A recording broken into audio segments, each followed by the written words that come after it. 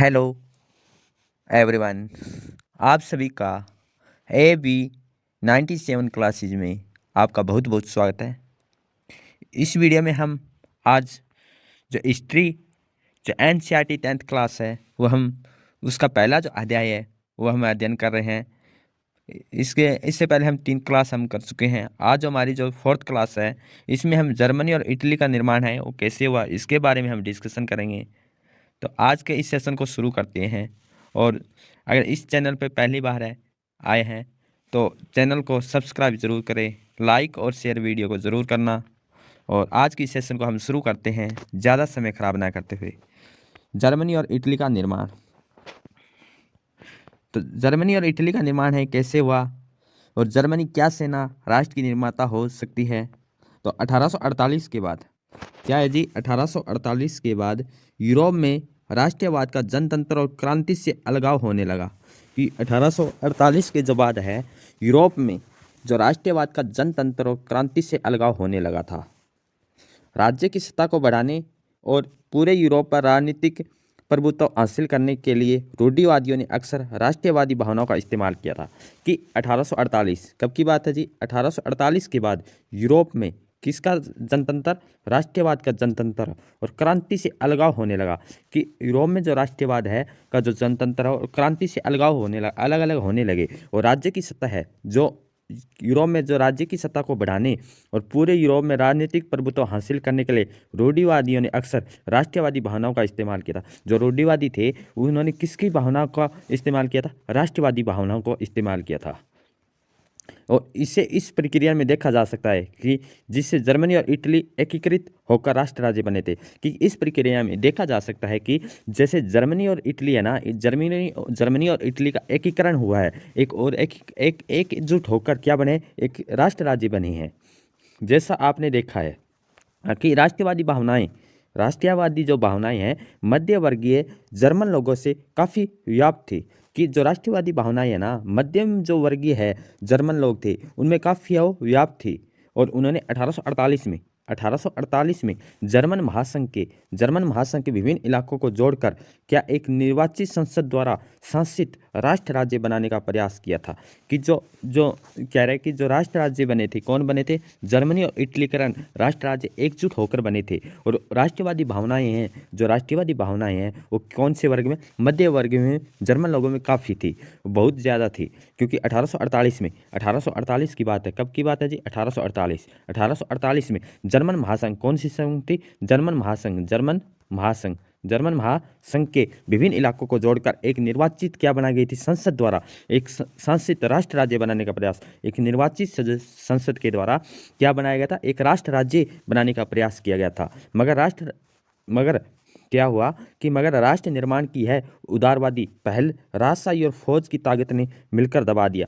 कि 1848 में कौन सी महासंघ थी, जर्मन महासंघ के विभिन्न इलाकों को जोड़कर क्या बनाया गया था, एक निर्वाचित संसद द्वारा, निर्वाचन करके एक संसद के द्वारा एक राष्ट्र राज्य बनाने की बात कर रहे थे। परंतु क्या हुआ कि जो उदारवादी लोग थे और जो राजशाही और फौज की ताकत ने, जो उदारवादी थे राजशाही और फौज की ताकत के कारण क्या हुआ, इनको है दबा दिया गया।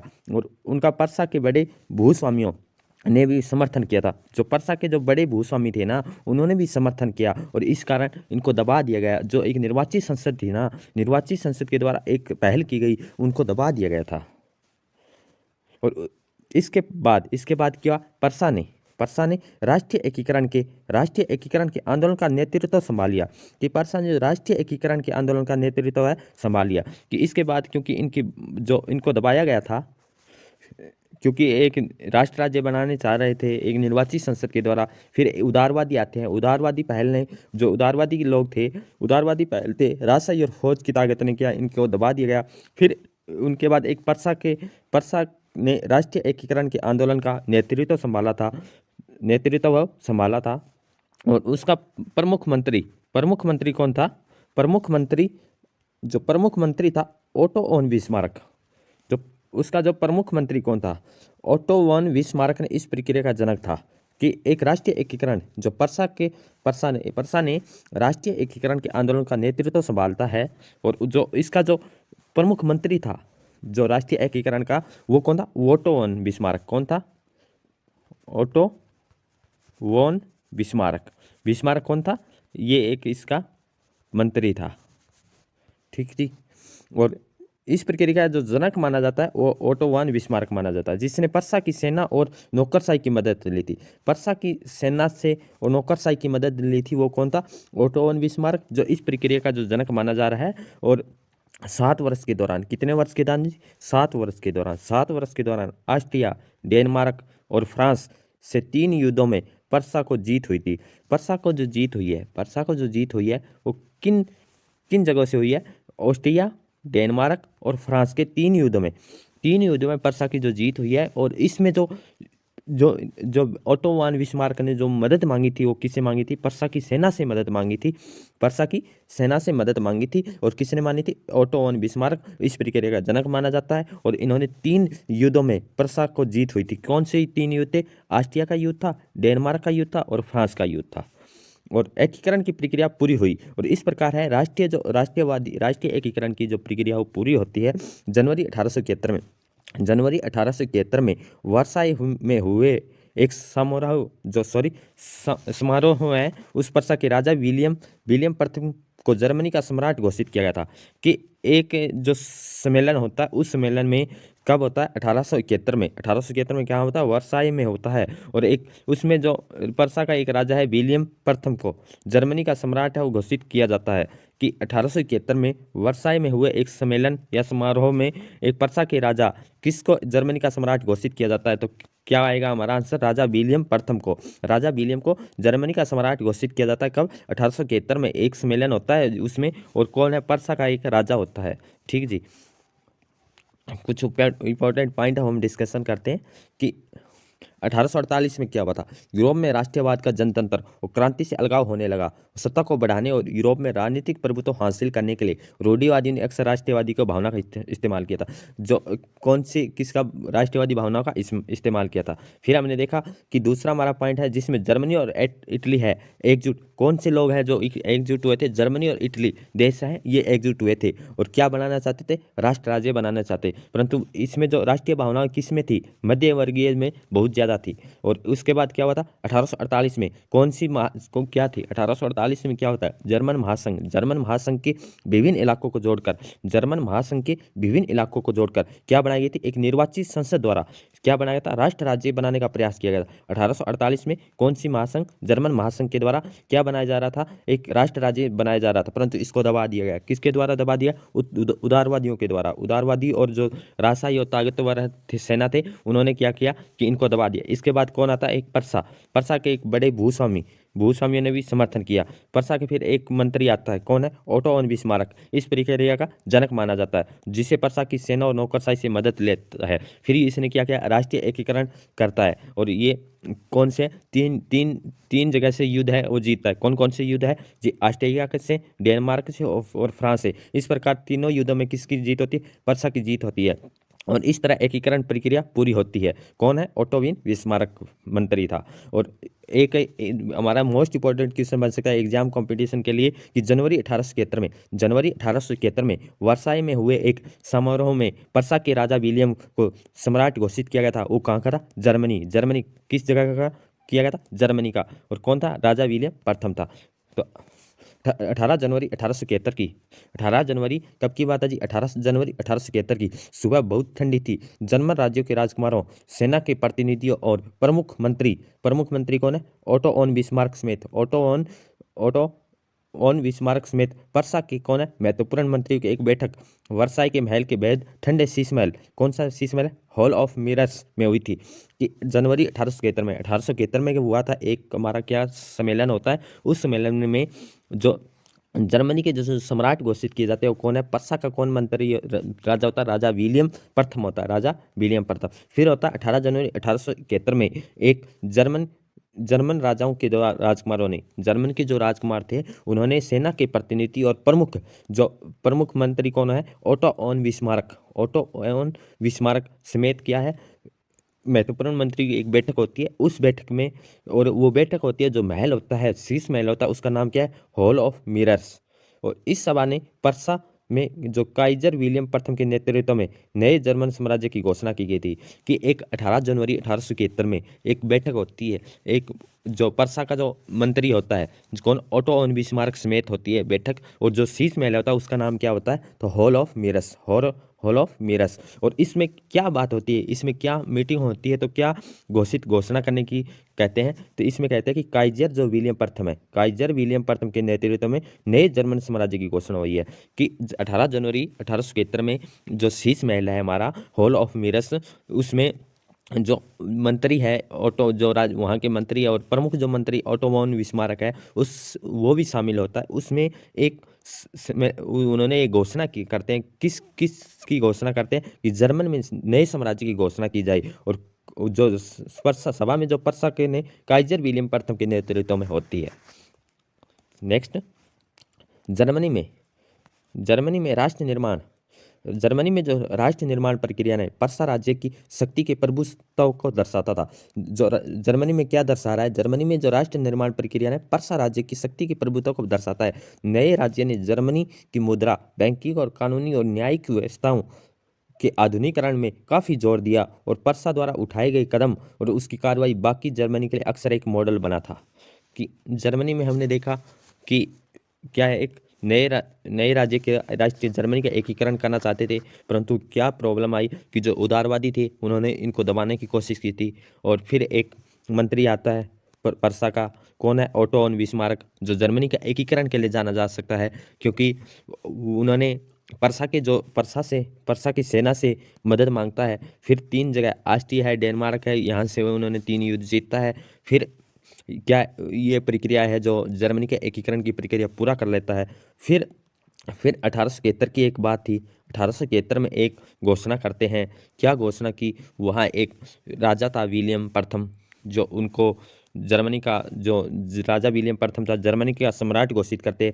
फिर 18 जनवरी 1871 के बाद 18 जनवरी 1871 के बाद 18 जनवरी 1871 के बाद क्या हुआ, 18 जनवरी 1872 में राजा वहाँ जर्मनी के कुछ प्रमुख राजा और जो मंत्री होता है कौन, ओटो वॉन बिस्मार्क, और वो भी उससे शामिल होता है। एक शीश महल में एक बैठक होती है, और जो शीश महल होता है उसका नाम क्या है, हॉल ऑफ मिरस, हॉल ऑफ मिरस, मिरस ये शीश महल होता है जी, जो ये इस फोटो में दिखाया जा रहा है, चित्र में दिखाया जा रहा है। परंतु इसमें जो साम्राज्य की जो घोषणा करते हैं वो कौन है, काइजर विलियम, कौन है, काइजर विलियम, कौन है जी, काइजर विलियम। और इटली, नेक्स्ट हमारा पॉइंट है कि इटली का एकीकरण कैसे हुआ। जर्मनी का एकीकरण हमने देखा। जर्मनी के एकीकरण के लिए कौन जाना जाता है, ओटो ऑन बिस्मार्क, कौन जाना जाता है, Germany Otto von Bismarck, Otto von Bismarck. अब देखते हैं इटली के एकीकरण के लिए कौन प्रमुख व्यक्ति होता है, क्या किस तरह इटली का एकीकरण होता है, किन किन चीज़ों से इनको गुजरना पड़ता है, ये हम डिस्कशन करते हैं।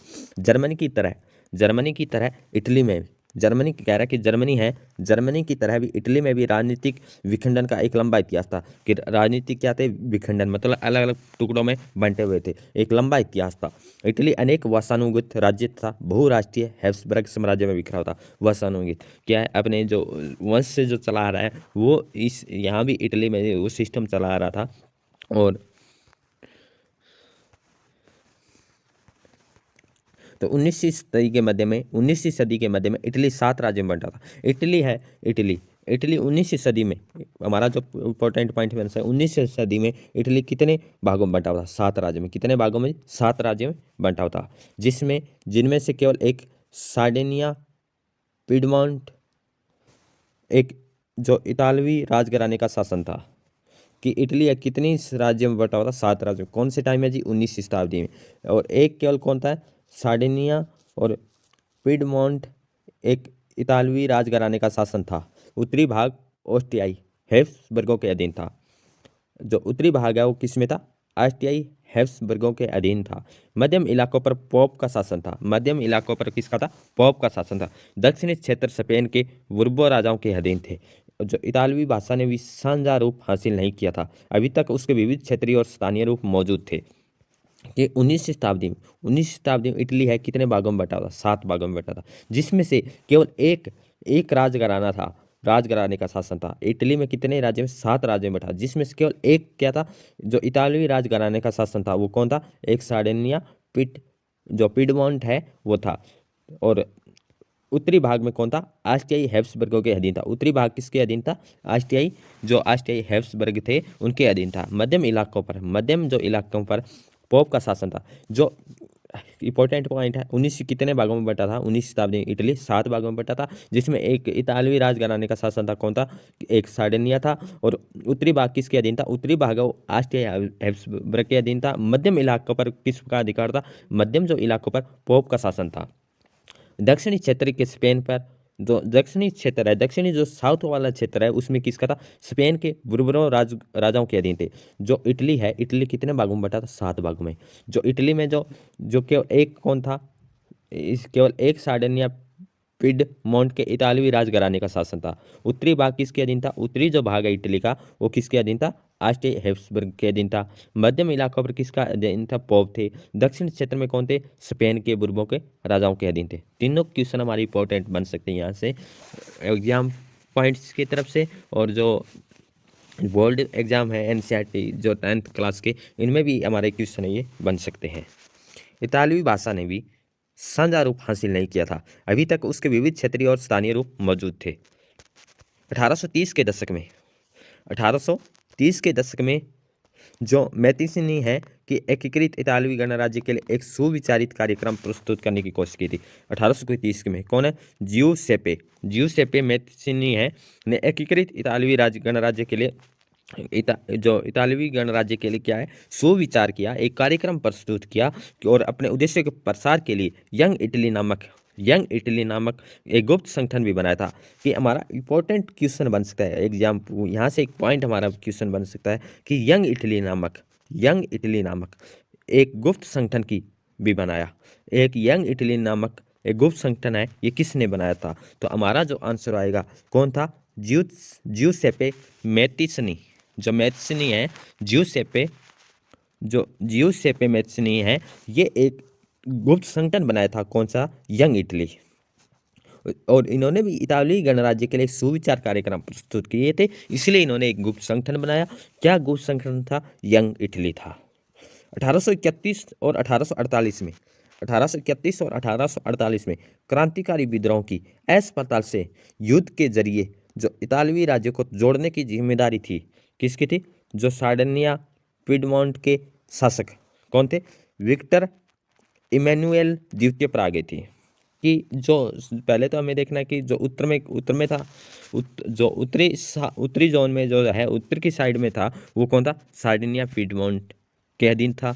और इनके अधीन है वो सारी जिम्मेदारी आ गई थी। और जो सार्डिनिया जो पिडमोंट के जो शासक कौन है? वो है विक्टर इमैनुएल द्वितीय पर। जो विक्टर इमैनुएल द्वितीय है, वो कहाँ का शासक था? वो था जो सार्डिनिया पिडमोंट का। और इस क्षेत्र के शासक अभिजात वर्ग की नज़रों में एकीकृत इटली उनके लिए आर्थिक विकास और राजनीतिक प्रभुत्व की संभावनाएं उत्पन्न करता था। मंत्री प्रमुख है कावीर, जिसने इटली के प्रदेशों को एकीकृत करने के लिए, जो इटली के जो प्रदेशों को जो एकीकृत है या इकट्ठा करने के लिए आंदोलन का नेतृत्व किया। नया तो एक क्रांतिकारी था और नया ही जनतंत्र में विश्वास रखने वाला, जो इतालवी अभिजात वर्ग के तमाम अमीर और शिक्षित सदस्यों की तरह वह इतालवी भाषा से कहीं बेहतर फ्रेंच बोलता था। दोस्तों यहाँ से हम दोबारा से पढ़ते हैं कि 1831 और 1848 में क्या क्रांतिकारी विद्रोह हो रहे थे, उनकी असफलता से युद्ध के जरिए जो इतालवी राज्यों को जोड़ने की जिम्मेदारी थी, किसकी थी? जो सार्डिनिया पिडमोंट के शासक कौन था? जो विक्टर इमैनुएल द्वितीय पर आ गई थी। किस पे आई थी? जो इतालवी राज्यों को जोड़ना है, जो इतालवी राज्य है उनको एकजुट करना है, जोड़ना है, तो ये जो जिम्मेदारी है किस पे आ गई थी? विक्टर इमैनुएल द्वितीय पर आ गई थी। और कहाँ का शासक था? वो था सार्डिनिया पिडमोंट का शासक था। और इस क्षेत्र के जो सार्डिनिया पिडमोंट में क्षेत्र में शासक है अभिजात वर्ग की नज़रों में एकीकृत है इटली उनके लिए आर्थिक विकास और राजनीतिक प्रभुत्व की संभावनाएं उत्पन्न करता था। कौन सी संभावनाएं उत्पन्न करता था? आर्थिक विकास और राजनीतिक प्रभुत्व की। कौन सी? आर्थिक विकास और आर्थिक विकास और राजनीतिक प्रभुत्व की संभावना उत्पन्न करता था। मंत्री प्रमुख कावीर, जिसने इटली के प्रदेशों को, जो प्रमुख मंत्री कौन था, जो कावीर था, और जिसने इटली के प्रदेशों को इकट्ठा करने के लिए, जो एकीकृत करने वाले आंदोलन का जो नेतृत्व किया था, इटली के जो एकीकरण को करने का जो नेतृत्व किसने किया था, वहाँ का जो कौन था, कावीर कावीर था। और न्याय तो वह क्रांतिकारी था। नए जनतंत्र में ये जो है, जो प्रमुख मंत्री था, वो नया तो एक क्रांतिकारी था, नई एक जनतंत्र था, विश्वास रखने वाला। और जो इतालवी अभिजात वर्ग के तमाम जो अमीर और शिक्षित सदस्यों की तरह वह इतालवी भाषा से कहीं बेहतर, जो जो इतालवी अभिजात वर्ग के थे, जो ना तो उनकी भाषा बोलता था, परंतु कौन सी भाषा अधिक बोलता था, फ्रेंच। और फ्रांस में जो सारेडिनिया जो है, पिडमोंट की एक चतुर कूटनीतिक संधि, जिसके पीछे कावीर खा था। किसका हाथ था, कावीर का हाथ था। जो फ्रांस में एक संधि होती है, कौन, सार्डिनिया पिडमोंट के एक चतुर कूटनीतिक संधि, जिसके पीछे कावीर का हाथ था। सार्डिनिया पिडमोंट 1859 में ऑस्ट्रियाई बलों को हरा पाने में कामयाब हुआ था।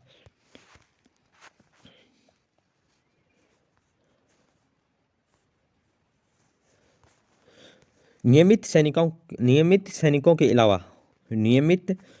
के अलावा जो ज्यूसेppe गैरिबाल्डी के नेतृत्व में भारी संख्या में सशस्त्र हैं और सब सेवकों ने इस युद्ध में हिस्सा लिया था। 1860 में दक्षिण इटली में दो सिसिलियों के राज्य में प्रवेश कर गए थे। कि नियमित सैनिकों के अलावा जो ज्यूसेppe है, जो गैरिबाल्डी के नेतृत्व में भारी संख्या में एक जो सैनिक है और स्वसेवक है, इस युद्ध में हिस्सा लिया था। किसके नेतृत्व में, गैरिबाल्डी आता है, इसके नेतृत्व में 1860 में दक्षिण इटली और दो सिसिलियों के राज्य में प्रवेश कर गए और स्पेनिश शासक को हटाने के लिए स्थानीय किसानों का समर्थन पाने में सफल रहे। 1861 में जो इमैनुअल द्वितीय को एकीकृत इटली का राज्य घोषित किया गया था। कि 1861 में जो इटली का राज्य घोषित किया गया था, इटली का जो राज्य है घोषित किया गया था एकीकृत करने के लिए, वो किसे घोषित किया था, इमैनुअल द्वितीय को। और मगर इटली के अधिकांश निवासी जिनसे क्या थे, निरक्षरता की दर काफ़ी ऊंची थी, अभी भी उदारवादी राष्ट्रवादी विचारधारा से अनजान थे। दक्षिण इटली में जिन आम किसानों ने गैरिबाल्डी को समर्थन दिया था, उन्होंने इटालिया के बारे में कभी सुना ही नहीं था। वो मानते थे कि लोटालिया विक्टर इमैनुअल की पत्नी थी। ब्रिटेन की अजीब दास्तान। दोस्तों, इसके कुछ इंपॉर्टेंट पॉइंट हम डिस्कशन करते हैं। कि इटली का जो एकीकरण है, वो इटली है किन किन विभागों में बंटा था। राजनीतिक विखंडन के लंबा इतिहास था। वसानुगत राज्य बहुराष्ट्रीय एप्सिलॉन है, इसमें बिखरा हुआ था। ठीक जी।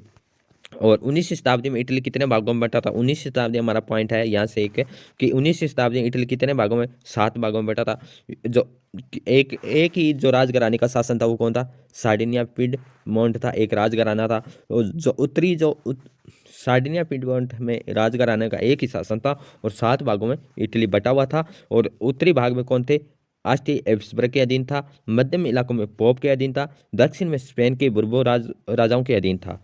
ठीक, 1830 के बाद एक व्यक्ति है, कौन है, ज्यूसेppe मैज़िनी, जो इतालवी गणराज्य के लिए एक सुविचारित कार्यक्रम चलाते हैं। और उन्होंने जो है ज्यूसेppe मैज़िनी ने क्या एक गुप्त संगठन बनाया था। कौन सा, यंग इटली नामक गुप्त संगठन बनाया था। और 1831 और 1848 की असफलता के कारण इतालवी राज्यों को जोड़ने की जिम्मेदारी किसके अधीन आ गई थी, सार्डिनिया जो पिडमोंट है, एक राजघराना है, उसका एक शासक होता है, कौन, विक्टर इमैनुअल द्वितीय, इस पे अधीन आ गई थी। और